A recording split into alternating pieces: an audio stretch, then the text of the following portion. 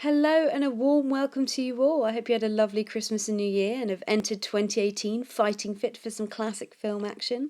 So it's Don't Make the Remake, episode 6, and our first film of the year is Rebecca by Daphne du Maurier and directed by Alfred Hitchcock, his first film shot in Hollywood. And my special guest this week is the lovely Lucy Foster. She's a very good friend of mine, great writer, great director. And she actually picked this film because she'd read the book and she was a massive fan of it. And I'd never seen it before. And I can honestly say it blew me away. It is honestly one of the best films I've seen in ages. Such a good film, such great storytelling, amazing cinematography, and it features Laurence Olivier saying the line, "I want to make violent love to you behind a palm tree." It's tiny. You could almost miss it, but I'm seriously not joking. You need to go and find it. It's about 15 minutes in. If I can find the clip, I'll put it on the Facebook group. But it's there, I promise you. So this film is a fascinating choice because obviously we're entering a very weird time in Hollywood with the Time's Up and the Me Too movement, and award season is very sort of intense at the moment. With a lot of issues that we should have been talking about for ages. It's a revolution, and this film, if you look at how it was made and the time it was made, this is a classic example of that old Hollywood culture. There was a lot of weird stuff going on at the time. World War Two had just started. Hitchcock was allegedly quite horrible to his actors. So was Laurence Olivier. And I just think it's a fascinating time to look at this film and debate properly about how we view historic film in this way after all that has happened. So, yeah, I invite you to join in the debate, and I hope you enjoy the episode. Okay, so we are here with Lucy Foster, and we have literally just finished watching the epic, and it is epic, Rebecca by Alfred Hitchcock and David L. Selznick. That was unbelievable. I didn't expect it. Do you know when I knew the sort of concept from the story from The Simpsons, but but I thought it was an actual ghost story, but it's not a ghost story. It's just the tension is just built around the idea of Rebecca rather than Rebecca being a. I thought she was going to appear in like some sort of Miss Havisham sort of ghostly floaty experience, but actually it was just perfect. Was it true to the book? Because I know you've read the book. Yeah, it is. I mean, I haven't read the book now in a few years. The overall plot is pretty true, and the kind of feeling is pretty true. But they've like focused on different areas. Like the whole opening in Monte Carlo is way longer in the film than in the book. In the book, it's just kind of like, oh my god, this whirlwind romance, this amazing man, and now I'm going to go back to his home in the UK, and then suddenly you've got Rebecca, and that's kind of the first time that she makes an appearance, is basically when she gets to Manderley. Whereas in this, it's like you've got those warning signs coming sort of earlier and earlier, which is so important. I think the whole bit in Monte Carlo was great because so Laurence Olivier, he's so fab. You can say everything you want about Laurence Olivier's style, but he is fab, and he was being really weird and really awkward and saying loads of weird things, and we were both going like red flag, like I lose my temper very often. Or, I'm not good with passion and stuff like that, and you'd be like red flag. But you need those bits because then it builds later, and then at the end you really sympathise with him. Yeah. The death of Rebecca. I don't really want to give it away, but it's much more. You feel a lot more sorry for him than you probably would reading it. Would that be fair? Like, yeah, I mean, it's interesting because obviously reading it, it's all from the new Mrs. De Winter's perspective. Okay. So everything is like, so you do feel sorry for him because she feels sorry for him, and because she's giving the kind of perspective of this poor tortured man, basically. So it is different, even though I can see why they changed it for the film. Yeah. Because in order to make it more sympathetic and for you to sympathise better with them like coming together at the end, whereas in the book you are more on their side, also because you're on her side. And so this kind of like the big revelation and everything related to the death means that she kind of wins almost. Yeah. And so you are like, oh. But I think one of the really cool things that Hitchcock does, kind of what you were saying about how you thought it was a ghost story and it's not, but he treats it like a ghost story. Oh yeah. And it's the things like when they are discussing the death, that bit in particular, where the camera is just following the empty space. The empty space, yeah. Where she was at that point when she died. Yeah, completely. The things he uses in the film, like that, for instance, so basically the camera following the empty space where Rebecca was whilst Laurence Olivier is telling the story. Yeah. Also, there's lots of... he's a genius with light. Yeah. And there's lots of moments where, for instance, they're watching the slides of their honeymoon on the wall, and the only way Joan Fontaine is lit is through the projector, and it's stuff like that, and the use of candles. It's beautifully shot in black and white, and I think that was a choice. I think they probably could have got 1940. I think they probably could have gone with colour at that stage, but the things that Hitchcock can do with black and white is just amazing. Yeah, it's absolutely incredible. Yeah, and you do think that I there was points when you thought she was going to appear. Yeah.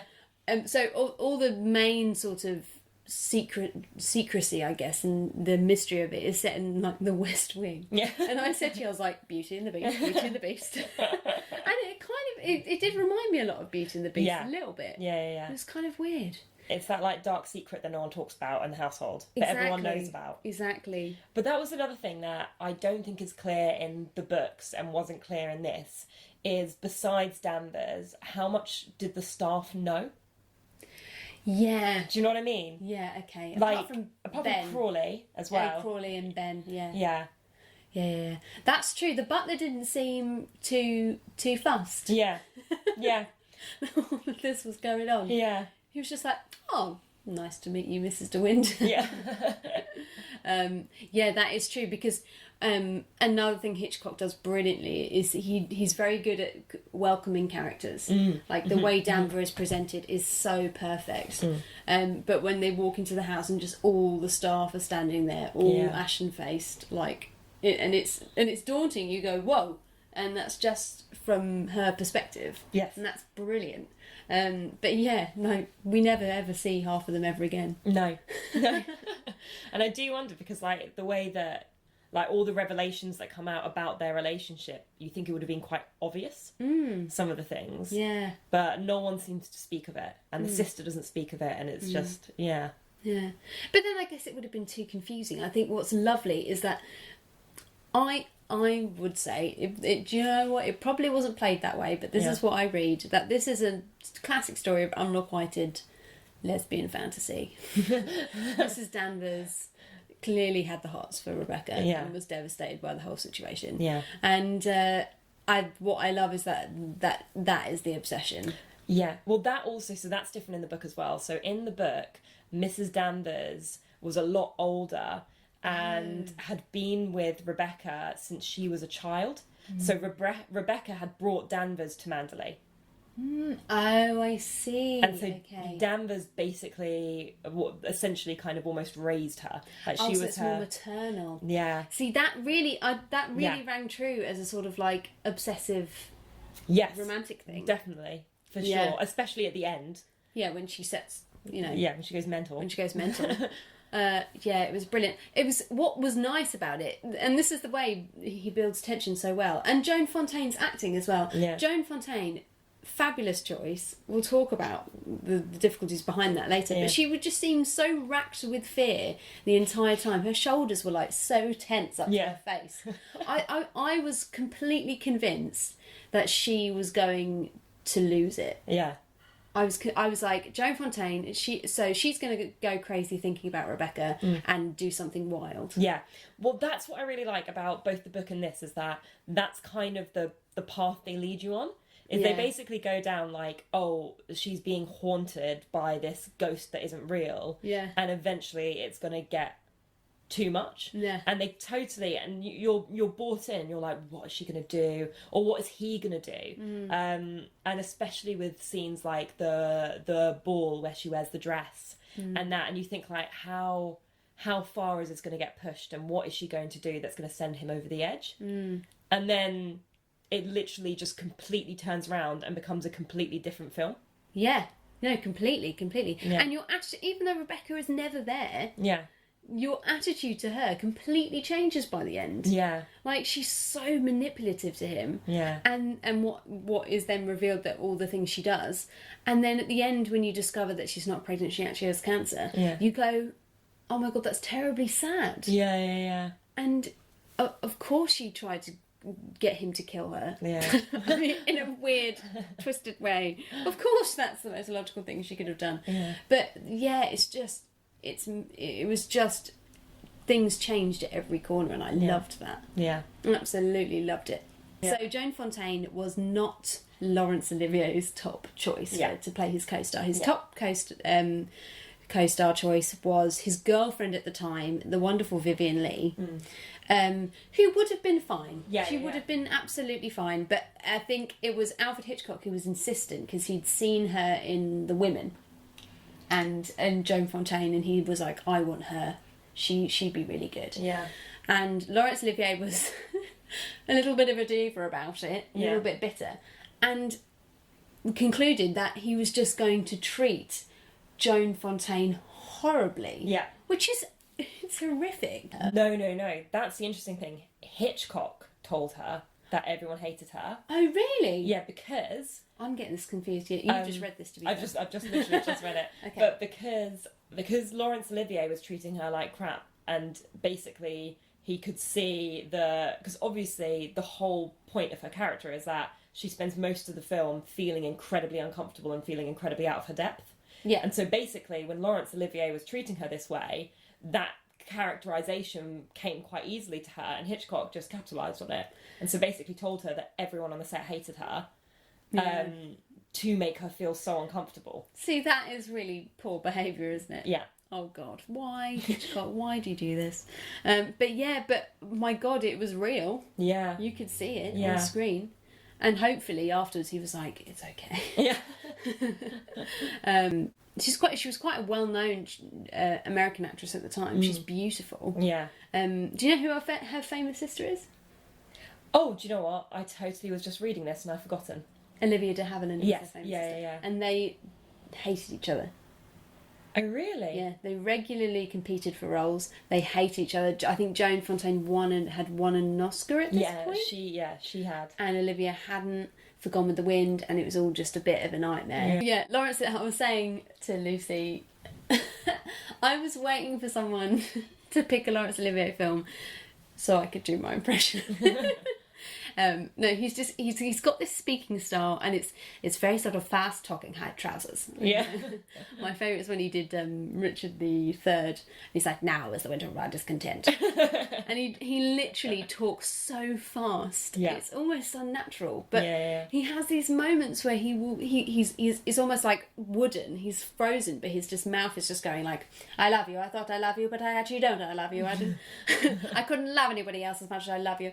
And then he has these real moments of pause, and you go, oh right, okay, I know what you're doing. Yeah. Yeah, he's so good for that, to define that character from that era, that very sort of stiff upper lip, honourable, protecting the family, and being just completely, and then able to just completely strip that away when his weaknesses are shown. Yeah. So is it set in the UK? I think it is, yes. It is set in the But UK. it was the first Hitchcock film filmed in Hollywood, I think it says. Yes. Yeah. I think Hitchcock was getting to the point where he was moving out of London. So he's just moving over to Hollywood. He's starting to make films over there. And you can just see that he's using all of that space. Yes. So you go over to Hollywood and you've got these huge, vast studios, and he's like, great. Yeah. Yeah. Let's get down to business. He builds these amazing sets Yeah. of like an English country house, but then they never ever found the house. So at the start it's a miniature. Like the whole castle is just a miniature. But you never think when you look at it that it's a miniature. Yeah, it is interesting as well, because also, I mean, the way that they describe Manderley, so it's this big, huge country house which is by the sea, and because you've got the rocks and you've got the sailing boats and that, and you don't see that very often. Do you know what I mean? In those kind of typical stories. They're the Pembleys, and they're those kind of big houses that are out in the countryside, and so rarely do you get them on the shore, or I found. And that's really interesting as well, because then that kind of creates that like different landscape as well, and the idea that they must be quite that it's just quite remote. It's just her and the water. There's something very menacing about the sea. Yeah. And about like those sort of cliffside properties. It is really like really spooky. And that's probably defined so many horror films that I can think of. Yeah. Yeah, the sort of, it's always the mysterious house with all the secrets in it. Yeah. Like the sort of going back to like Jane Eyre's time. Yeah. Like that's almost the same thing, isn't it? Like the sort of going into someone's past and finding and unlocking all of their secrets. Yeah. There's loads of like lovely motifs in the film. Like the flowers and the dog and things like that. Did you find any that interested you? Oh, that's a good question. What I particularly liked with the flowers was the way that they kind of used. So the flowers were, of course, first the sort of second Mrs. De Winter. Like one of the first kind of times you see the flowers is the wedding, and then he gives her this like giant bouquet that she like can't even hold basically, and she can't see through, and it's just like, this is lovely, and that kind of like overwhelming sort of quality. And then how she kind of wants to follow that when she gets the flowers on the dress. I think that bit is particularly nice, is this idea of her being like, oh, okay, I've got to be this certain way, I've got to be this certain person, and wearing the dress, and then he doesn't like it. He's like, this isn't you. Yeah.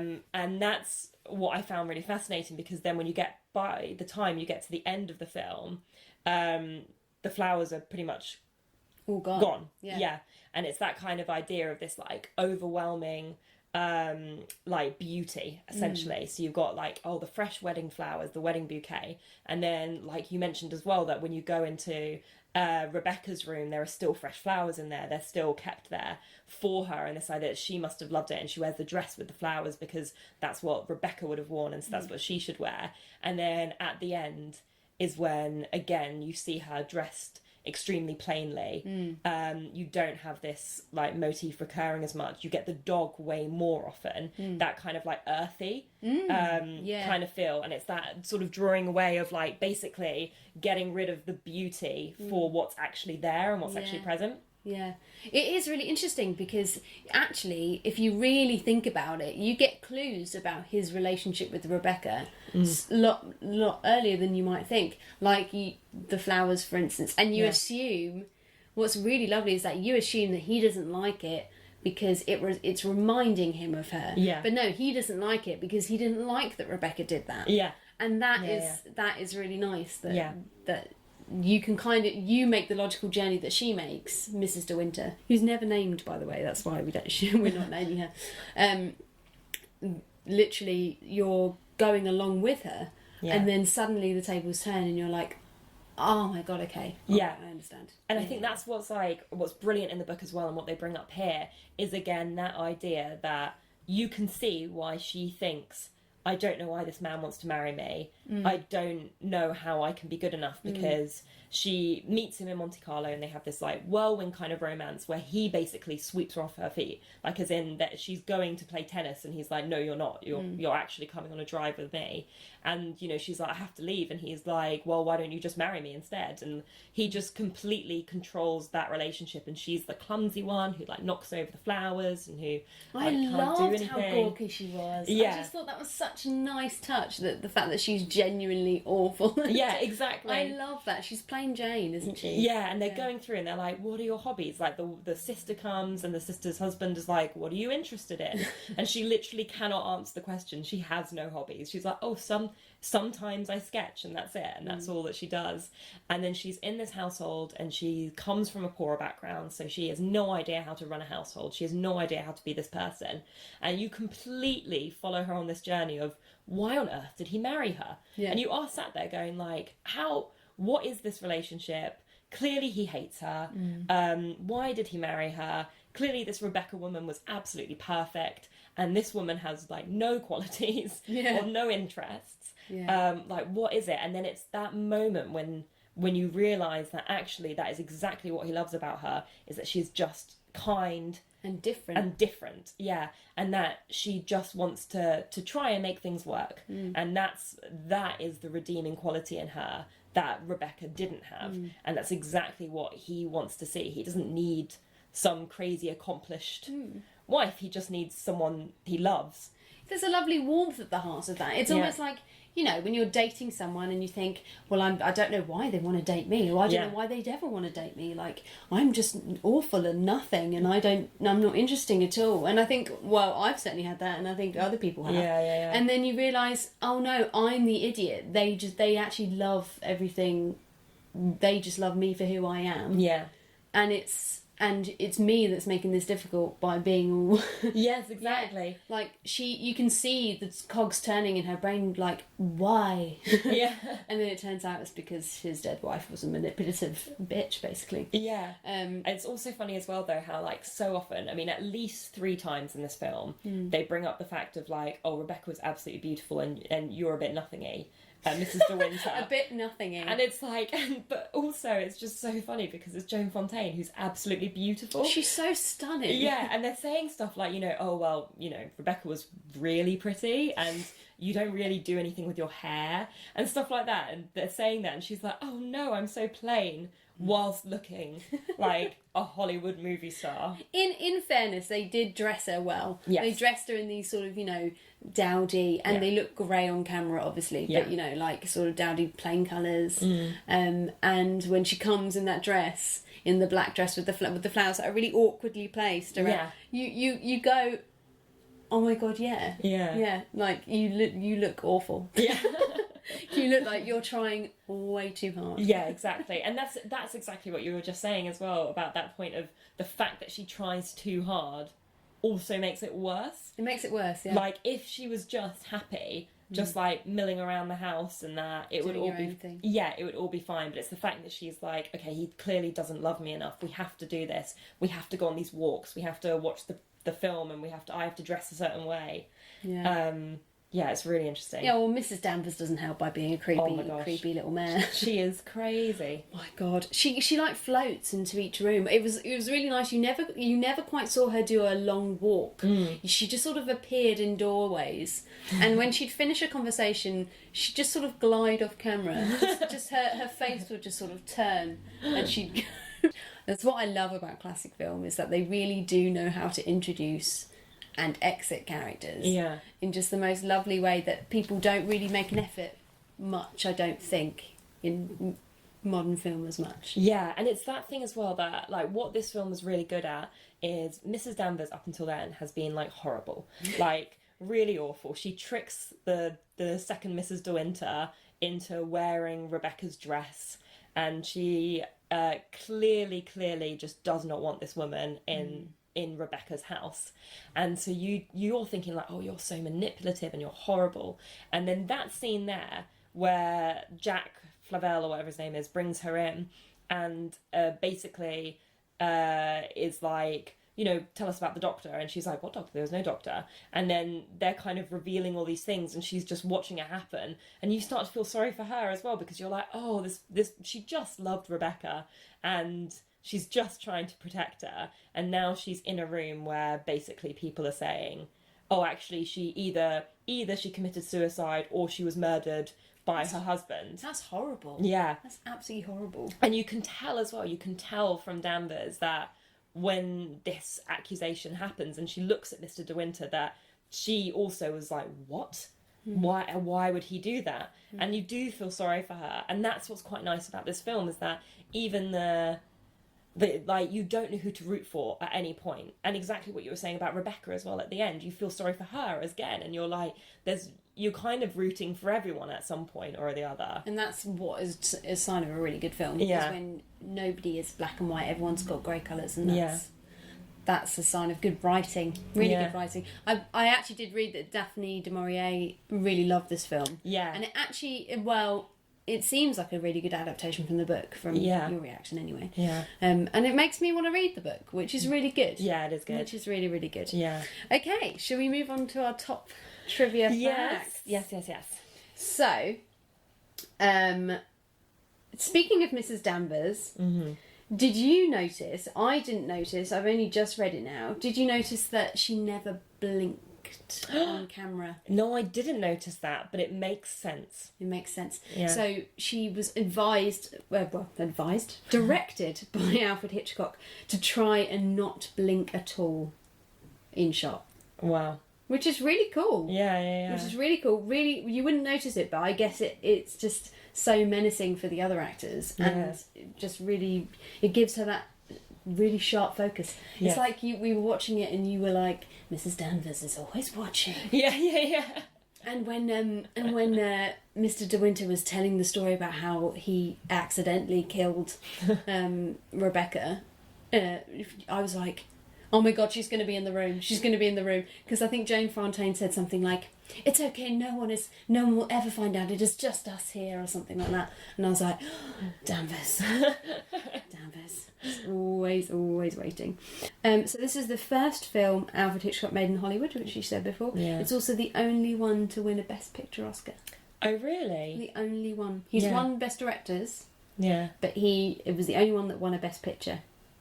Which is interesting. That is interesting, yeah. Because I still think Rear Window is my... Have you seen Rear Window? Yeah, I've seen Rear Window, I still think that's my favourite at the moment. But yeah, this is definitely up there. Yeah, I think also, because obviously you do also have that thing where, like, Hitchcock is a genre artist. And this is probably one of the least genre films that he makes, I would say.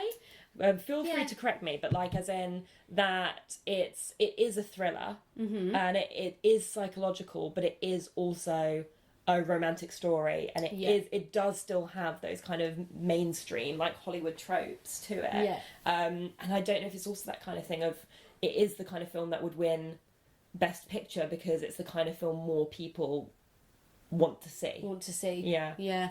I definitely think it's probably got one of the best storytelling in it. Because the thing with Hitchcock sometimes that you get, and actually the best ones like Rope and Rear Window and Vertigo don't tend to, but the character development is very good in this film. Yeah, it's amazing. Whereas sometimes I find, especially with Psycho, at points, that people are there as function. Yeah. Definitely. To build tension, and you can see it's not always obvious, but you can see why they're there. Yeah. Whereas this, like, the tension is naturally built by all of the characters' insecurities. Yes. And that is what blends it so well and what turns the pot, as it were. So yeah, no, I think you're right. I think this was very early on in his sort of experimental stage, which you can see in all the lighting and all the weird cuts. But as we go into sort of the 50s and then into the late 60s, Hitchcock has really got his style down. Yeah. And he's got the stories that he likes to tell. What was lovely as well is that some of the main Hitchcocks I know and love are centred around a male protagonist. Yeah, that's Apart true. from Psycho and probably this one. Yeah. Which is nice. Yeah. Like, the fact that she is the driving force of the story. Yeah. And the birds, actually. The birds, I should say. But yeah, the ones that I love, like Rear Window and Vertigo and North by Northwest, are all male-led. And it's kind of nice to see a women-led. And to see her point of view so clearly, which I think is really, really nice. Yeah.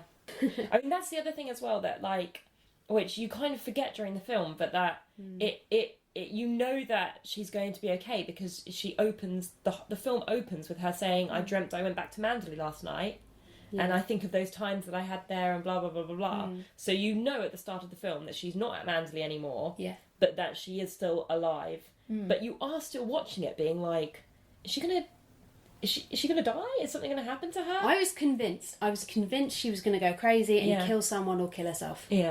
100%. Yeah, even though at the very start she literally says, guys, I'm alive and well, but I'm not a Manderley anymore. That's pretty much the opening. Yeah.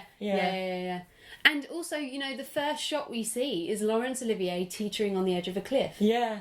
It seems unfinished. Yeah. So you think, I was like, that's unfinished, they've laid something out there, he's going to top himself by the end. Yeah.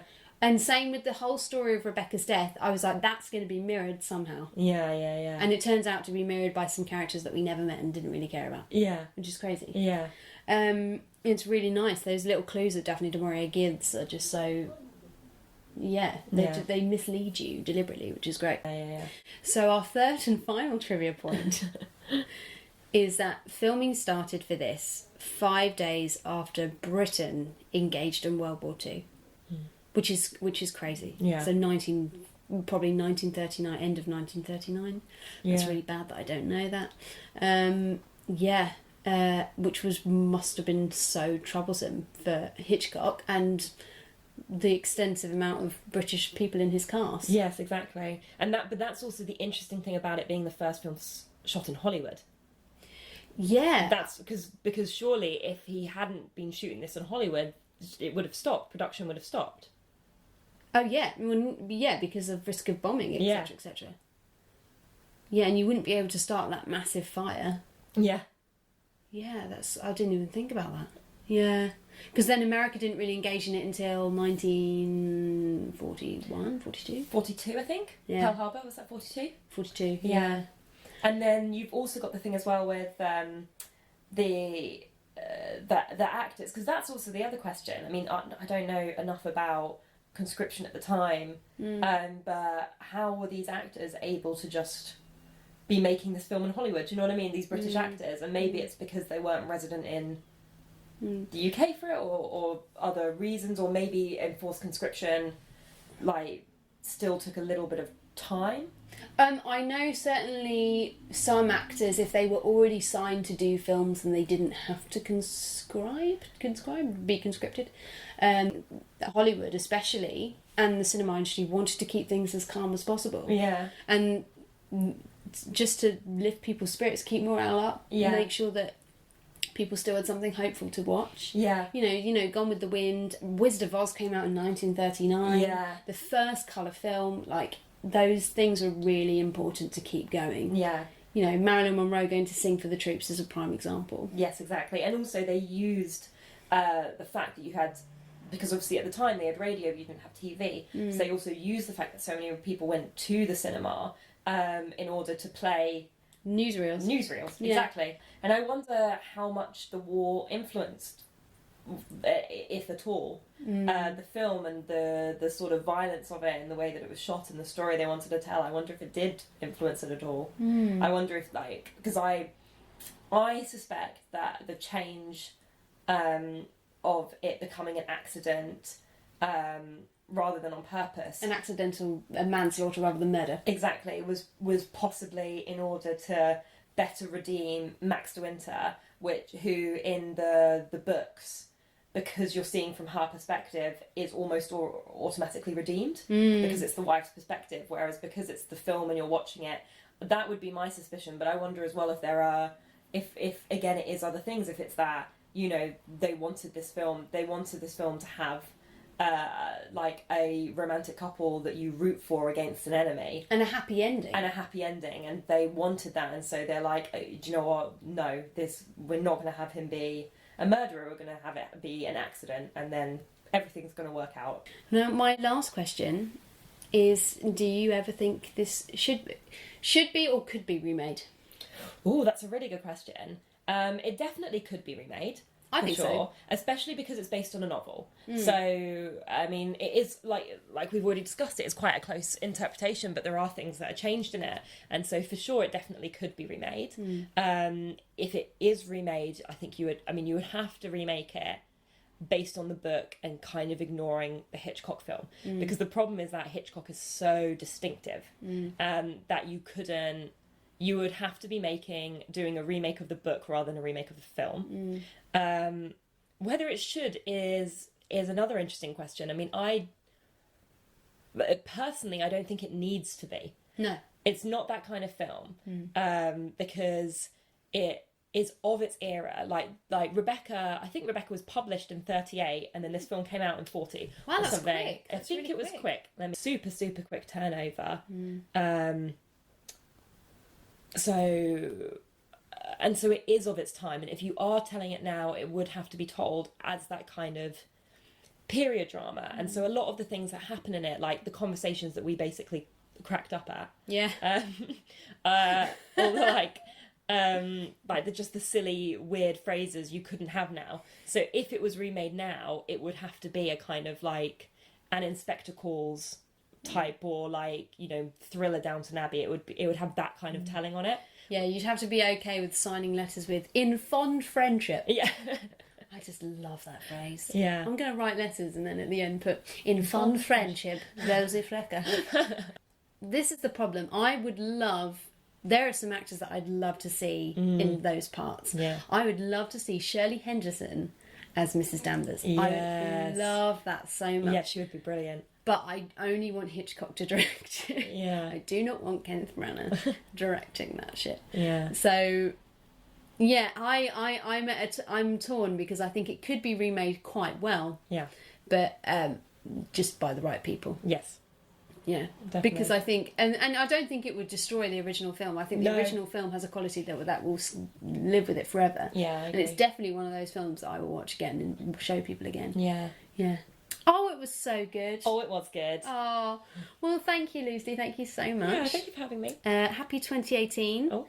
And we'll see you very soon. Thanks Yeah. for joining me. Thank you.